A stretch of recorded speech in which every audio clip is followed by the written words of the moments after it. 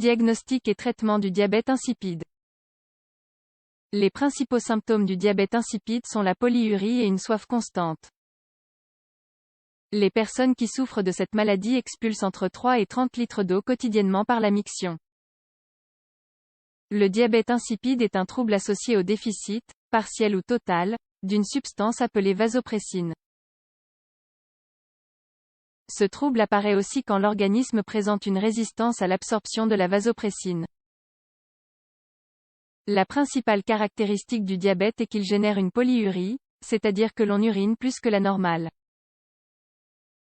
Il existe deux types de diabètes insipides, central et néphrogénique. Dans les deux cas, le diabète peut être primaire ou secondaire. Le premier est génétique et le second s'acquiert.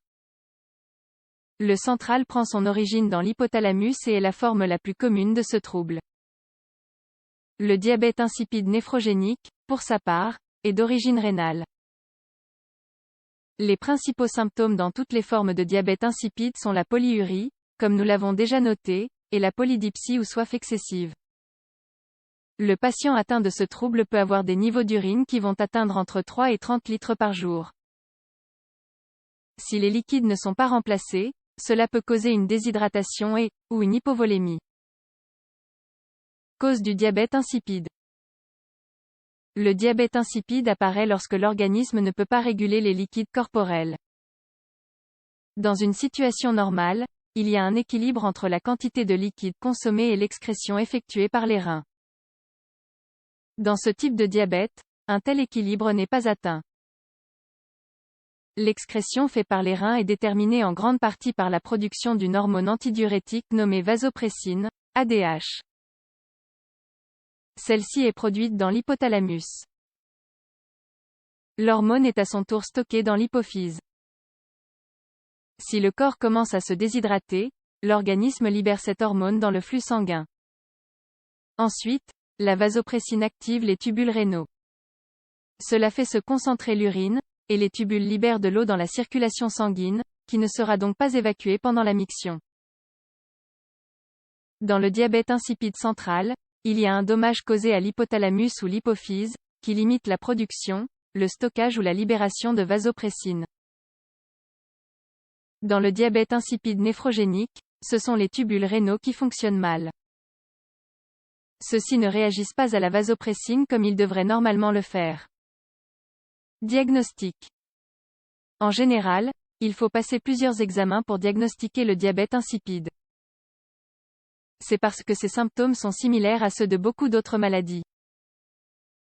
Le diagnostic doit aussi préciser quel type de diabète insipide affecte le patient, ce qui rend le diagnostic encore plus complexe à effectuer. En général, on réalise ces examens de base. Examen de privation d'eau. C'est l'examen le plus courant. On demande au patient d'arrêter de boire des liquides pendant un certain temps, sous surveillance médicale. Ensuite, on contrôle l'effet que cette privation produit dans le sang, le poids du corps, la production d'urine et sa concentration. Analyse d'urine. Cette analyse permet de déterminer le niveau de concentration de l'urine. Elle établit combien d'eau l'urine contient, en comparaison avec les autres substances sécrétées. IRM. Ce type d'examen permet d'avoir des images détaillées des tissus du cerveau, pour déterminer s'il existe une anomalie dans l'hypophyse et ses environs.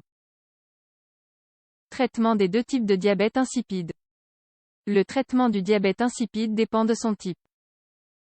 En général, le diabète insipide central se traite par le biais d'un remplacement hormonal et de la gestion appropriée des causes corrigibles. S'il n'est pas abordé correctement, cela pourrait causer un dommage permanent aux reins. Normalement, on indique l'usage de desmopressine, qui est un analogue synthétique de l'hormone vasopressine. La desmopressine a des propriétés vasoconstrictives et antidiurétiques, à effet prolongé. Elle se présente sous forme de solution intranasale. On peut aussi l'administrer par voie sous-cutanée. La voie intraveineuse est seulement employée dans des situations d'urgence. Dans certaines occasions le traitement est réalisé avec des médicaments non hormonaux. Dans ce cas, on emploie 3 groupes de médicaments, inhibiteurs de la prostaglandine, diurétiques, du groupe des thiazides, et médicaments libérants de la vasopressine. En général, cette combinaison produit les résultats espérés. D'autre part, le diabète insipide néphrogénique se traite généralement avec un régime et des médicaments qui réduisent le volume des urines. En général, ces médicaments sont des anti-inflammatoires non stéroïdiens, AINS, et des diurétiques thiazidiques.